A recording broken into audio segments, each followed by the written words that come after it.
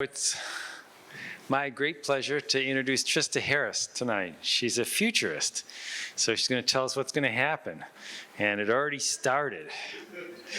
So she's been a passionate advocate for leaders in the philanthropic world for her whole career. In the nonprofit sector, she has a special love for supporting nonprofit work. Her book is called Future Good. She's doing a book signing tomorrow after, I think, at 5:30. So if you want to get a copy of her book, if you go to her workshop, you'll get a free copy of her book. And we're going to get a book signing after that. She's been featured on CNN. She's spoken on CNN. She's been featured in Forbes magazine, New York Times. She's famous, I'm telling you, she's famous. She speaks internationally and is a good, she's developed into a good friend of mine. And without further ado, I want to introduce Trista. Thank you. Appreciate it. You can take this one. Awesome. Appreciate you. Well, hello, everybody. I'm Trista Harris, and I bet many of you have not met a philanthropic futurist before. So I'll talk to you just a little bit about how I got to that space. I've worked in nonprofits since I was 13, and back in 2008, I had my first job running a foundation. And I had a Post-it note on my computer that said, "Learn how endowments work," because I was responsible for the endowment. I had no idea how it worked. That same month, the stock market crashed, and our endowment lost between 30 to 50% of its value. So then my new question was, what do you do when you're a foundation that has no money? And your grantees are doing transformational work that's about economic justice and are desperately needed at this time, but we don't have the resources to give them. And so I reached out to the bigger foundations and said, what do you do when the money's gone? What happens when you have less resources? This is for sure not the first time this has happened. What'd you do last time? Crickets. No plans, no thoughts, just sort of sadness from foundations like, oh my gosh, we have less money. Real sadness from grantees that were like shutting down left and right, but the foundations are like, oh, I can't go to that fancy conference this year.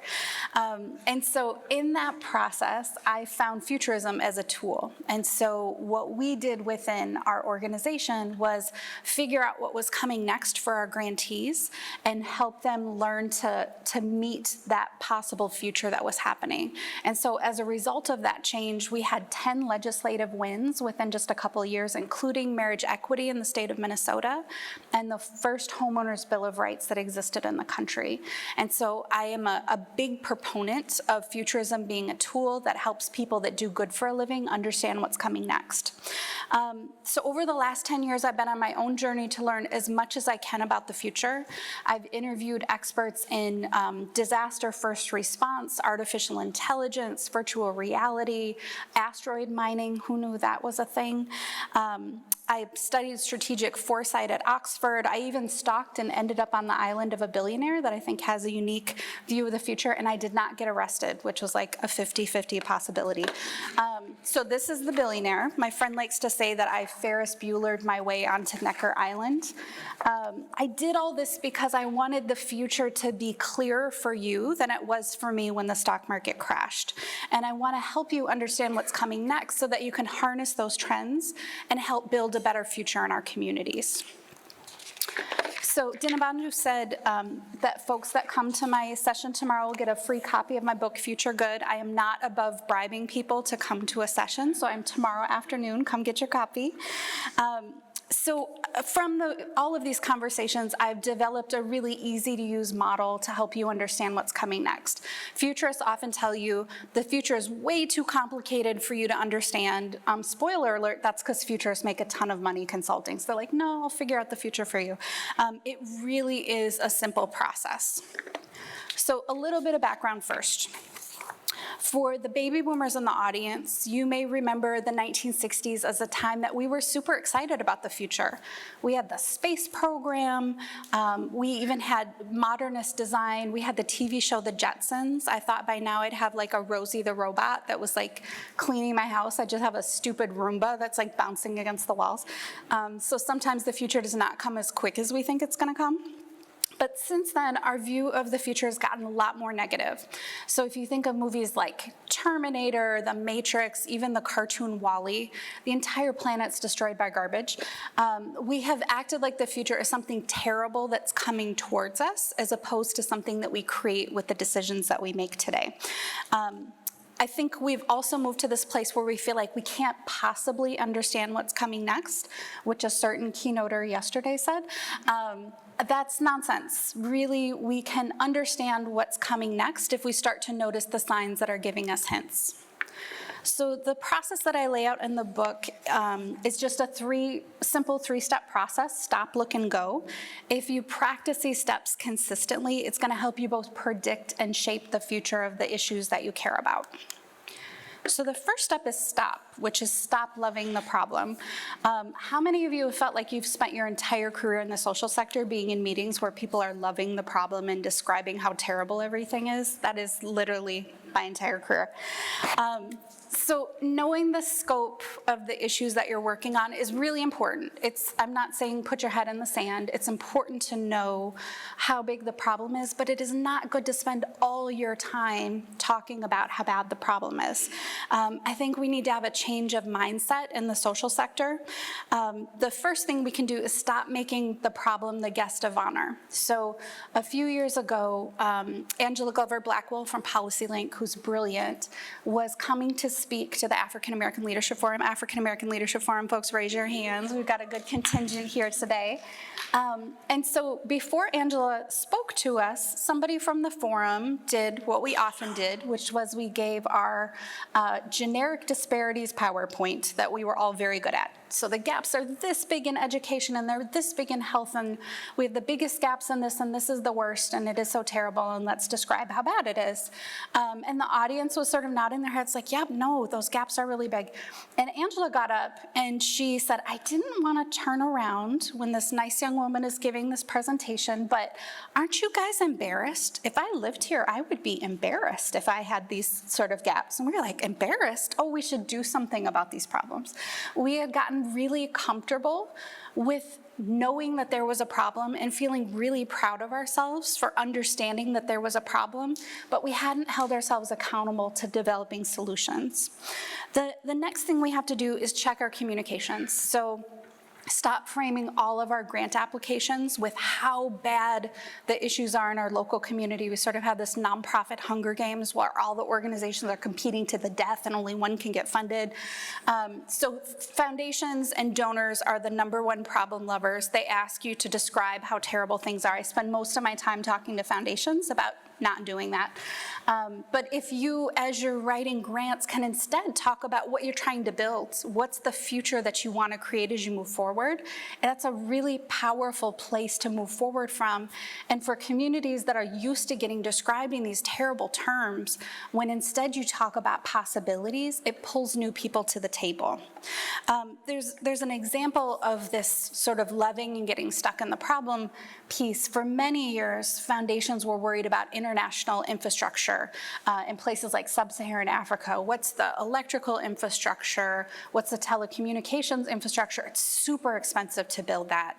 It's really, really hard to maintain it, but it's important. It's important for quality of life. It's important for connection.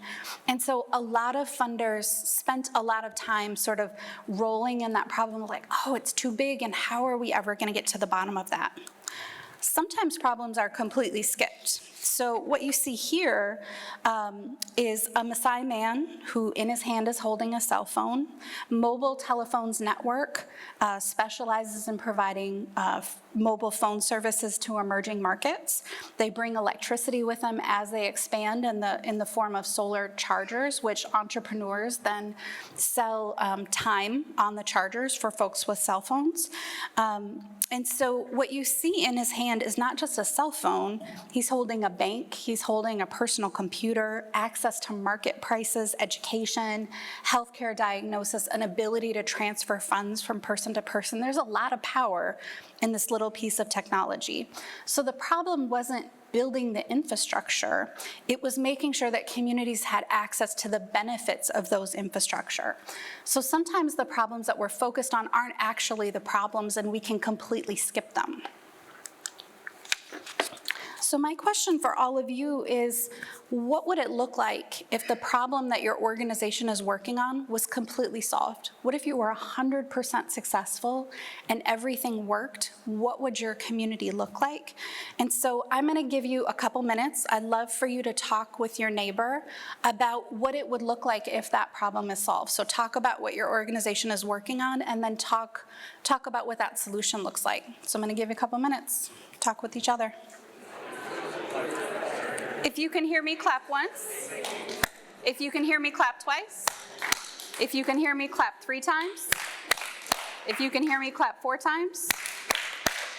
I used to work for Girl Scouts, so we know how to get a group together. So who found it hard to imagine what that ideal future looks like? Raise your hand. It is a muscle that we hardly ever use, so it is not surprising. I had a staff member in a former organization where we used to do all these sort of like corny getting to know you questions, and one of the questions was, what did you think would be invented by now, but hasn't been? So, like hoverboards and flying cars and all that sort of stuff. And he usually is like down for any of these dumb questions. And I got to him and he goes, pass. I was like, okay, well, we'll pass and go to the next person. And then we came back and he was like, still pass. I'm like, okay. So afterwards I said, what was that about? And he said, I used to imagine the future all the time, and I realized I haven't done it for 40 or 50 years, and it makes me really sad that I have lost that ability to imagine what isn't here. And in our day-to-day work, it's really hard to make time for the future. So it is not surprising that it's hard to see what success looks like in your organization. You're spending so much time there, but we spend so little time even understanding what success is. And so it's not surprising that many of our organizations aren't successful, because we're not working in the same direction. I have a client that was an after-school youth academic program, and we did this activity where they envisioned their ideal future. And what they realized after a lot of sort of iteration was that their ideal future is that kids got everything that they needed during the school day, that they didn't need academics after school. So them serving 5% more kids every year would never actually get them to that ideal future, and that's what their growth had looked like year after year. So instead what they figured out is, yes, we will continue to serve more kids, but we'll also do teacher training, and we'll also do lobbying work to make sure that schools have the money that they need to be successful.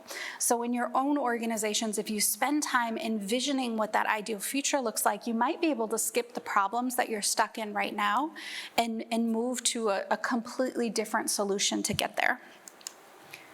So the second step is look. Look is about paying attention to changes that are happening. You can't just be flexible after change happens, mostly because the pace of change is so much faster now than it's been in the past. We're living in a time of exponential change. The curve looks like this, where the pace of change is doubling every 18 months or shorter, usually driven by technology. And we are just at the bottom part of that curve, so that fastness that you're feeling right now, this is just the very, very beginning of it. And so we can't wait for change to hit our organizations. We have to understand what that change looks like so that we can meet that curve. So how do you do that? The first way is to make time for the future and the present. The future is already here, it's just not evenly distributed. So I do these things called field trips to the future, where I'll take funders and nonprofit leaders to other places in the country or other places in the world where they can see the future in action. We took a group of elected officials, funders, and nonprofit leaders to Sweden to see what the future of early childhood could look like. It is crazy to go to a place that actually loves children, and then you realize we don't love children. I was like, okay, yeah, no, we're doing a terrible job. When you go someplace that's actually built for children to be successful, we were on a city bus, and there was a group of 20 of us. Minnesotans are very quiet, but compared to Swedish people, we were like New Yorkers. It was ridiculous. And this woman came on with a big stroller, and she looked at us and she said, "You sit down, you are adults." We're like, okay. So we moved and sat down, and we realized there was a little sticker on the side of the bus that had a picture of a stroller. We were standing in the stroller area that was made for babies on the bus. And one of the participants said, well, we're actually here to learn about babies. And she said, the first thing you need to know is that babies have room on the bus. And if you were in New York City trying to like move a stroller around, good luck. Like there is no way. but Sweden has built their entire infrastructure around children being successful. So by being exposed to what that future looks like, it gave our elected officials and our funders a new vision of what was possible, which then led to all-day kindergarten for kids throughout the state. It led to some nature-based preschools, even in frozen cold Minnesota, where kids spend a lot of time outside, and it really changes how their brains grow. So I think it's really about being exposed to what's possible in the future can change your idea of what's possible locally. The other thing that you can do is set aside 5% of your time for R&D, research and development. Now, if I was talking to a group of corporate leaders about research and development, they're like, of course we do that. It's like 50% of our time, otherwise we would never make any money. But when you talk to folks in the nonprofit sector, we don't spend any time thinking about new solutions because we're too busy with what we're doing today. So I encourage you to take that 5% time to think 5 to 50 years in the future. I usually use Friday afternoons to do this. If there's a super innovative organization that's in your space and you're constantly getting their e-newsletters and their magazines and you never have time to read them, read it during that 5% time. I keep notebooks of different trends that I'm keeping track of, and so when I notice a newspaper article or a blog that's giving me sort of a vision of what might be coming next, I write it down. And then I can see all those things lined up, and then I have a clearer view of what's coming next. The other thing outside of just paying attention to innovations in your field is paying attention to innovations outside of your field. So I'm a big fan of TED Talks as a place to see experts talking about things that I don't know a ton about, but one of the practices that I have if I'm struggling with something is I pick a random TED Talk and I see if there's something in that talk that might be a solution to my challenge. So in my last role, we held a number of conferences and programs. We were trying to figure out how to engage our membership a little bit more, and I picked a random TED Talk, and it was the power of introverts. And I realized that all of our programs were built for extroverts. The only way that you got value is if you raised your hand and you asked a question in front of the group. And so we built something called the Hub, which was like Facebook for philanthropy, where after a program, all the resources were there, but people could post additional resources, they could ask questions, they could have conversations back and forth.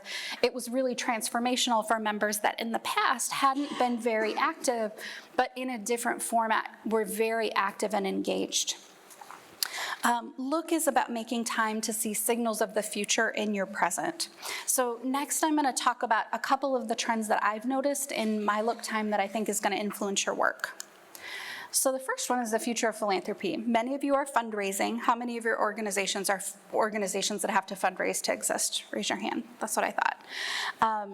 So I worked with the Institute for the Future to develop this model of what the future of philanthropy is going to look like. This model is based on future trends within the field of philanthropy and then outside trends that are going to influence the field. I've also gotten feedback from thousands of foundations that have seen this presentation about additional trends that they're noticing or questions that they have or pushbacks on some of the different ideas, so it's been refined over time. So what you'll see in the top left-hand corner, the left-hand side is the present, the right-hand side is the future.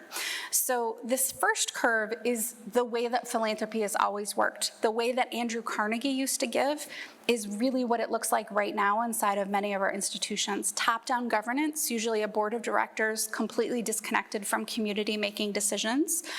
Very deliberate processes. First, there's a letter of inquiry, then there's an application, then there's a board meeting, then there's a letter, here's the decision.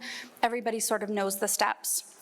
Very small scale, supporting one organization at a time to create change. Very explicit metrics. Everybody knows their logic models. I know if you invest X, Y is going to happen.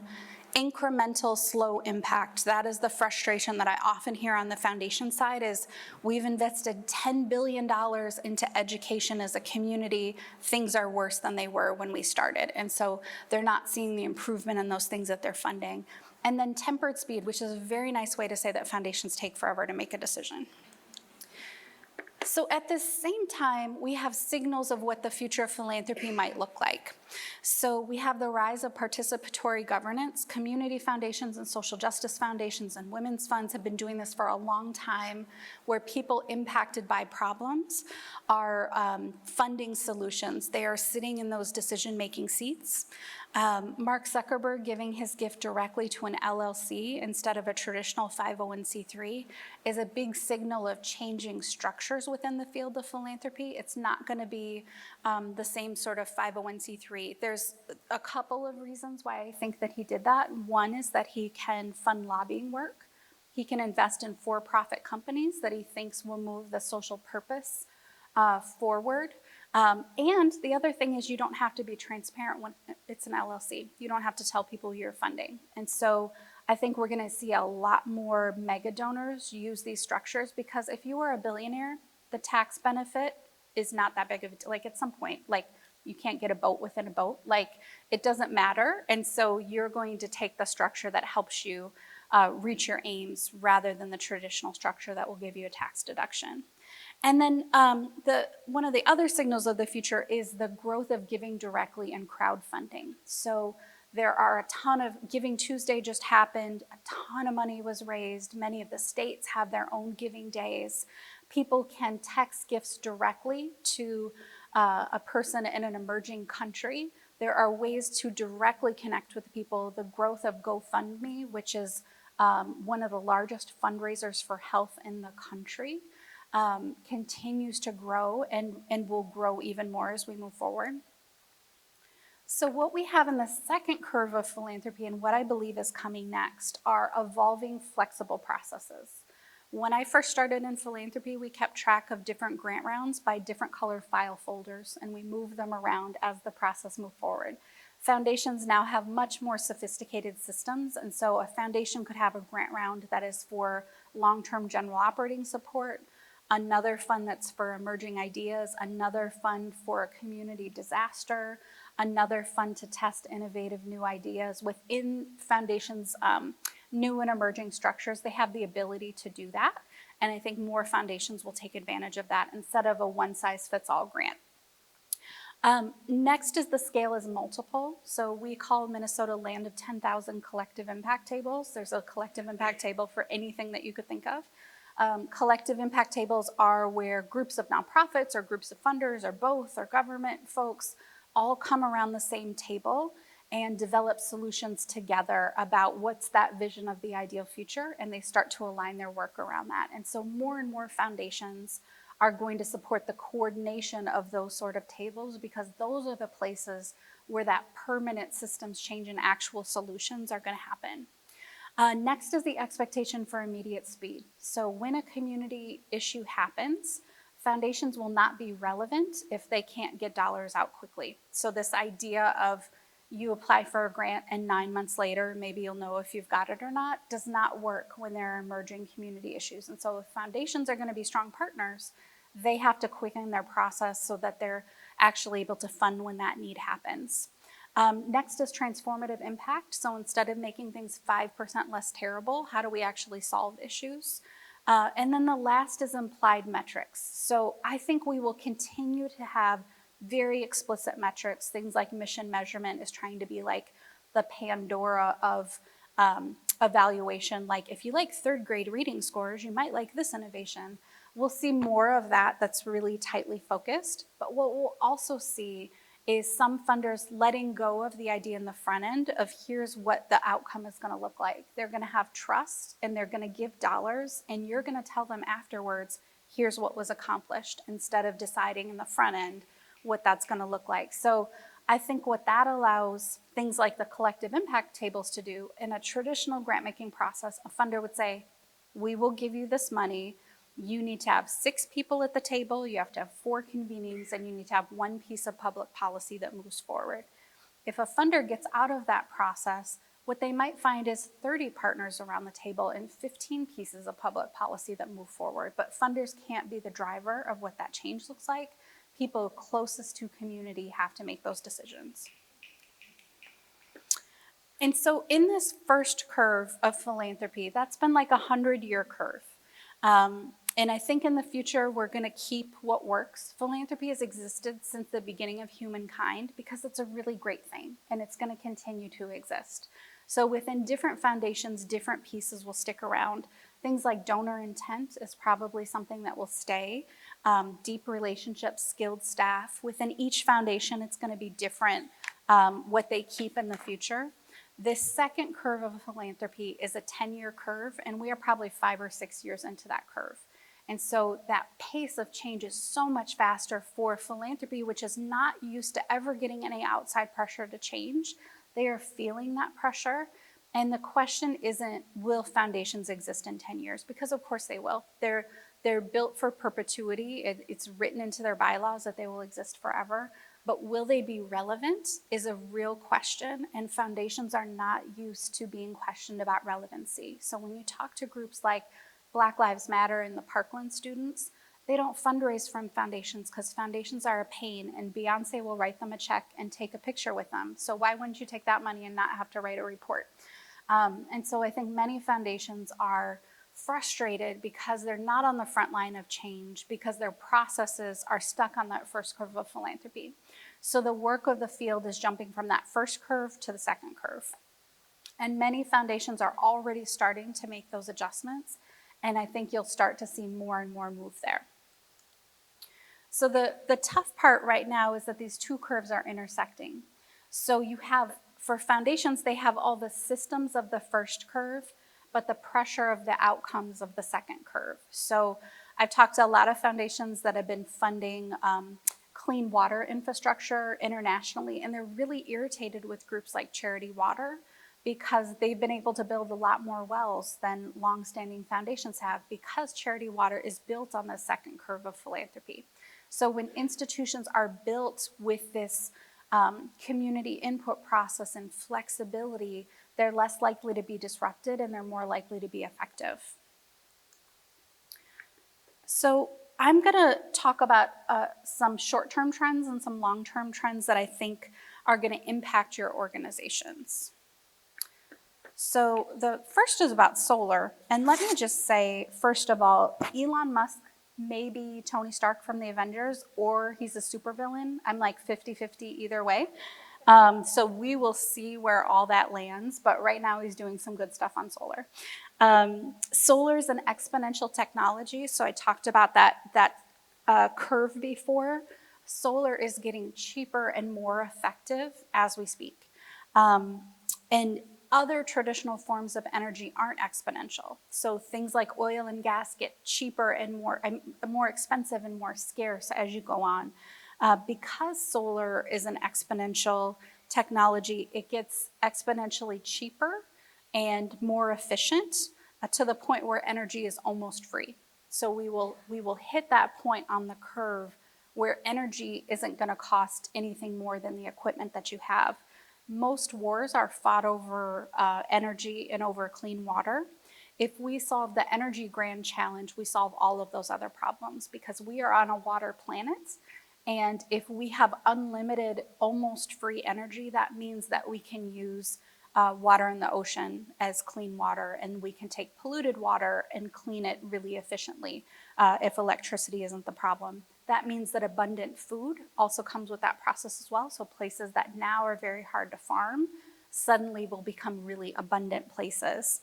So by 2023, solar power has the technological capability to power all of the Earth's energy needs. We don't have the infrastructure built, but the technology is there for that to work. So what you see here is Elon Musk's plan for solar roofs. He has developed a solar roof that's cheaper than a traditional roof. He says that it lasts forever. They tried to do an infinity warranty, which the lawyers told him is not a thing. But that roof powers the house. It's charging the Tesla that's in the driveway. And when we move to a place where there's a distributed energy infrastructure, things like the wildfires that happen in California because of the really crappy infrastructure for power, you suddenly don't need that infrastructure because each individual house has its own infrastructure. The next one I think will be interesting for many of your fundraising initiatives. So GoFundMe campaigns are going to be a huge source of competition for nonprofits. There's been tax law changes where almost everybody has lost the power of their charitable deduction. They haven't realized it yet. I did a lot of lobbying when the tax bill was going through to try to stop the loss of the charitable tax deduction. That didn't go through. That next year when we did our taxes, I still had my file of all the charitable donations. And my husband was like, I thought you said that didn't matter anymore. And I was like, oh, no, you're right. It doesn't matter anymore. Why am I still keeping all these receipts? And so that deduction only happens for the top 5% of donors in the country. And that is changing how people think about donations. So in the past, if I was thinking about my charitable tax deduction, I'd want to make a gift by December 31st. I'd want to make sure that I was making a gift to 501c3. Those pressures don't exist anymore. So I think we're going to see a lot more people giving to 501c4 organizations that match their political interests. I think we're going to see a lot more people giving to GoFundMe campaigns. If my neighbor's daughter is sick and has cancer, I am going to support that family's needs, and that's going to come out of my charitable bucket that I used to have. So people are still going to be charitable. That is a human impulse. But the ways that they give those dollars are going to change really quickly. And we're already starting to see the decrease in donations to nonprofits. I think we are just right at the beginning of a cliff. And nonprofits need to start to think about giving campaigns that look much more like GoFundMe campaigns than a traditional campaign where you're saying you should fund us instead of the Red Cross. It's a whole different ballgame that we're moving towards. The next is new impact tools. I'm going to do a lot of like good news, bad news, so be ready for this going on. So I think that we need to make sure as a sector that 100% of our resources are going towards moving our missions forward. So if a donor gives you dollars and normally it's sitting in your organization's savings account or in an endowment until you're ready to use it, I think we're going to move to the place where nonprofits are investing in mission investments that are moving their issues forward. I think very soon we're going to move to a time where most foundations are 100% mission and program related invested. Right now, foundations spend 5% of their assets on grant making, and that 95% is often working cross-purpose from what that 5% is doing. And so we're going to move to a time where that is not okay, that mission responsibility is just as important as fiduciary responsibility, and that the folks that we're adding to our investment committees understand those two things equally.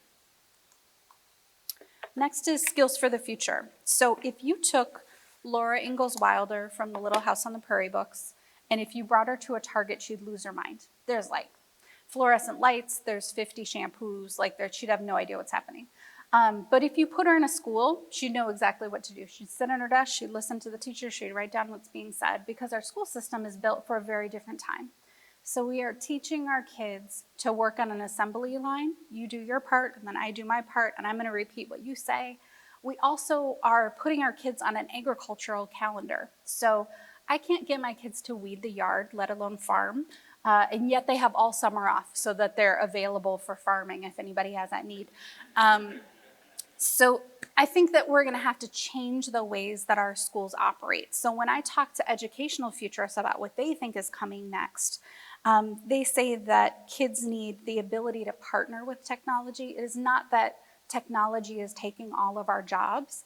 It's that people will partner with technology to understand how to utilize that technology and move it forward for our needs. We will move to the place where we remix two technologies to turn it into something else that has more value. And then we're going to need kids to have cultural flexibility. They're going to be part of a global workforce. And so we need kids that are able to be flexible and understand how to work with a global team.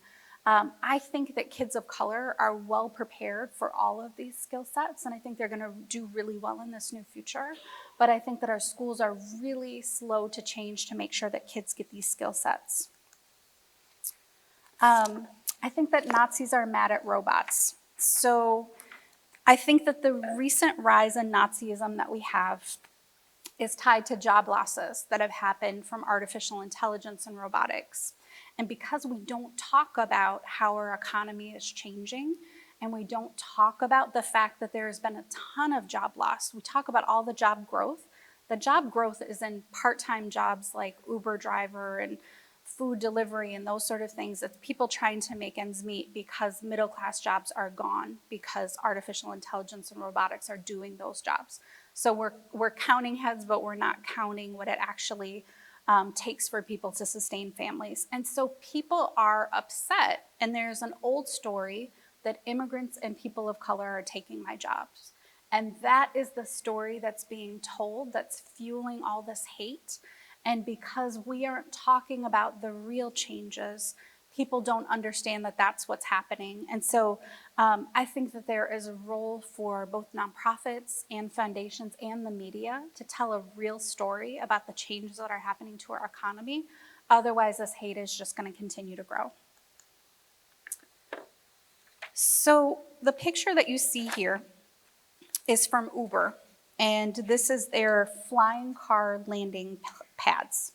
So imagine these replacing regular parking ramps because most people will be driven around in a self-driving car. You won't own the car, you will just access it when you need it, and so there's no need for parking ramps because these cars are going to be moving along continuously. There's a lot of talk about roads being charging ports for these cars, and so they're just going to drive all the time, and we've got all these parking ramps that are sitting around. Flying cars will get you to places that are difficult to get to because of traffic, so you'll sort of fly over those pieces of traffic, or places that are geographically hard to reach. So if you think of some of the places in California where there's, hills that you need to go through, or a little mountain range or that sort of thing, these self-flying cars can go over those things really quickly. So things that were a very long drive can be a very short flight. So raise your hand if you think these Uber flying cars are going to happen after 2050. Raise your hand. Okay. What about after 2040? Okay. After 2030? After 2025? Okay. They're being tested next year in LA and Austin. So change is happening way faster than we anticipate. The initial versions won't be self-flying because people have to get used to that idea. But they are testing the model of you taking an Uber to a place that looks like this, and then flying that last mile or half mile with a group of 5 or 6 other people to get over that traffic. So that change is happening faster than any of us can imagine. And transportation is sort of changing at an exponential pace. So things like Hyperloop is fast transportation between major cities. That's another Elon Musk deal, where they're boring holes underneath cities and talk about, Hyperloop going 800 miles per hour. Some people are very nervous about getting into something that feels like a bank tube that's like sucking you around. But would you feel comfortable if semi-trucks got off the road because goods were being transported throughout these services? I think it's going to change what our roads look like really, really quickly. So different areas will be accessible that haven't been accessible in the past. And there's going to be a lot of winners and losers when public transportation suddenly becomes a private entity. So cities are going to have a hard time competing with this sort of transportation. And so how do you work with city planners to think about who has access and what the costs are for these sort of things? Next is a new urgency about climate change. So we are seeing by 2050, California is projected to have more than 140 days a year with high wildfire potential. It's a lot of days. This is the highest number of days in the country.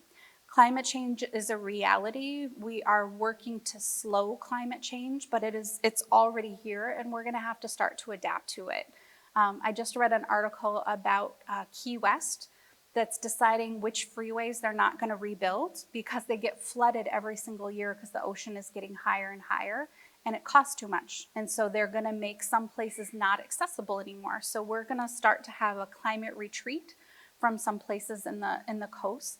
We already have climate refugees in New Orleans and in Alaska from places where the ocean has gotten too high. Not surprisingly, both of those places are Native American reservations, so people of color are being impacted by climate change. Since just 100 companies are responsible for 70% of the world's greenhouse gas emissions, we're going to stop having this conversation about, well, if you don't have plastic straws, everything's better. I think we're actually going to talk about the source of those problems. So both foundations and nonprofits that have endowments are going to start to provide pressure on those companies to make sure that they are adjusting, and customers are going to ask for those companies to adjust as well, because all of our future is at stake. The other thing that I think will happen on the foundation side is that more foundations will make proactive disaster grants. So if you know that flooding is an issue in Minnesota, fires are an issue in California, these are things that are probably going to happen. So what are the nonprofits that are in those communities that would be the ones to support people right away? And can you make a grant to those organizations before a disaster happens and say, we commit $25,000 to you, community center, because we think you'll do a good job after a disaster. The foundation doesn't have to send the money. They tell the organization, they make the commitment, the organization can get a credit card with that limit, and when a disaster happens, right away can start getting people hotel rooms and fresh water and all the things that are needed. Foundations commit to paying those dollars back before the credit card bill is due, and then have a conversation about other needs that are coming up. But we're going to have to move from the place of something terrible happens, and then we're all very surprised, and then we fundraise, and maybe there's a telethon. We know that disasters are going to happen in our community, and so we're going to have to start to prepare for those beforehand. The other types of disasters that we have to prepare for are civic disasters. So those are things like police shootings and school shootings. Those are places where our democracy has let us down. And there's a lot of anger and frustration that happens when that happens. And so we need to understand in our local communities where are those places that our civic infrastructure is weak, where are the challenges that we have in our local community, and how do we address those before disaster strikes. So next is universal basic income back on the map. So when I gave, these sort of talks a year or two ago, people were like, what's universal basic income? Now Andrew Yang's running for president. Now everybody knows what universal basic income is. So as we look at job losses from artificial intelligence, futurists are predicting, just like in the Industrial Revolution, where we move from 80 hours a week of work to 40 hours a week of work, in the technology revolution, we're going to move from 40 hours a week of work to 20 hours a week of work. I think if all of you are very honest about your social media usage, you are probably already at 20 hours a week of real work. So the financial model for work is going to have to change. We have to build a new way to pay people for less hours but more dollars so that they can support their families. Universal basic income sets a floor for everybody, whether they're working or not. So many places talk about $12,000 a year. It has to be different in different places. In California, $12,000 a year is getting you nowhere. What it's supposed to cover is housing and food. And so you have to adjust it for local communities. Companies and higher income tax people are taxed to cover this amount. The newest push for universal basic income is actually coming from folks from Silicon Valley that are understanding how the automation that they're doing is actually eliminating customers. So they want to make sure that there's people available to buy their products, and so you need to build that floor. The universal piece works because then you don't need a bureaucracy to support it. Everybody receives the dollars. When it comes tax time, if you're at a higher income, you get those dollars given back to the government through taxes. So surprisingly, at different times it's had bipartisan support, because for folks on the left, it's increasing the safety net. For folks on the right, it's eliminating a huge piece of government bureaucracy. Alaska has the oldest model of universal basic income in the world. The oil tax payments that happen, which are between $1,500 and $2,000 per person per year, that is a universal amount that everybody receives, regardless of income. And so there are examples of what that looks like. There's a lot of testing that's happening now. There's worry about well, what do people do if they're not working? Is everybody going to start drinking and doing drugs and that sort of thing? Nobody is concerned about rich people that don't have to work. They're like, how are you spending your time? Do you have purpose? Nobody cares. But when it comes to low-income people not working, there's a lot of worry. What really happens is that people spend more time raising their kids and taking care of elderly relatives.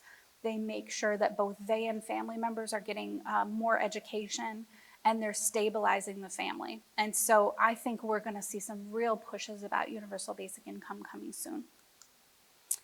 So the last step is go. We need to learn to fail faster in the sector, and I know that that is counterintuitive. And I know many of you would say the work that we are doing is so important that we can't possibly fail families.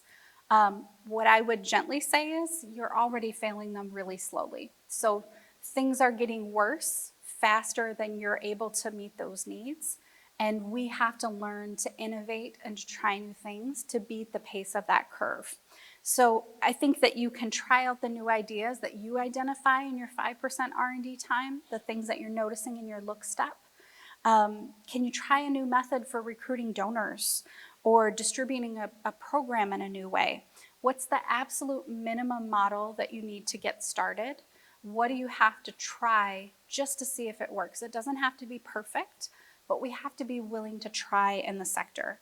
And then how are you sharing what you're learning with the field, the good, the bad, and the ugly? We love to talk about when stuff works well.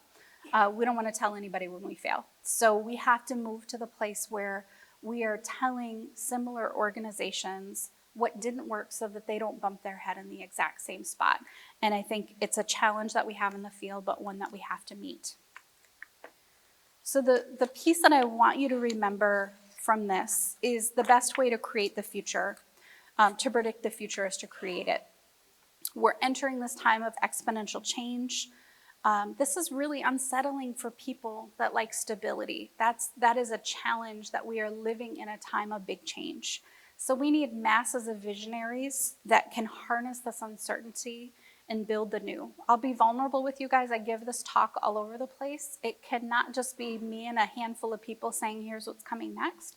It needs to be each of you within your own area of expertise saying, here's the trends that I think are going to impact what's happening. What are we going to do about it? And if we all start doing that work, that's where the real transformative change is going to happen. We need each of you to play big, and you have to create the dent in the issues that you care about. Otherwise, why are we doing this work? We're not dedicating our careers to these issues to make them 5% less terrible. We actually want to solve these problems, and I think these tools will really help you get there. So if you want to learn more about how to become future-wise, I've posted my 2020 predictions for the field at tristaharris.org. I think you're all doing amazing work and you're building a better future, and I appreciate you coming out tonight.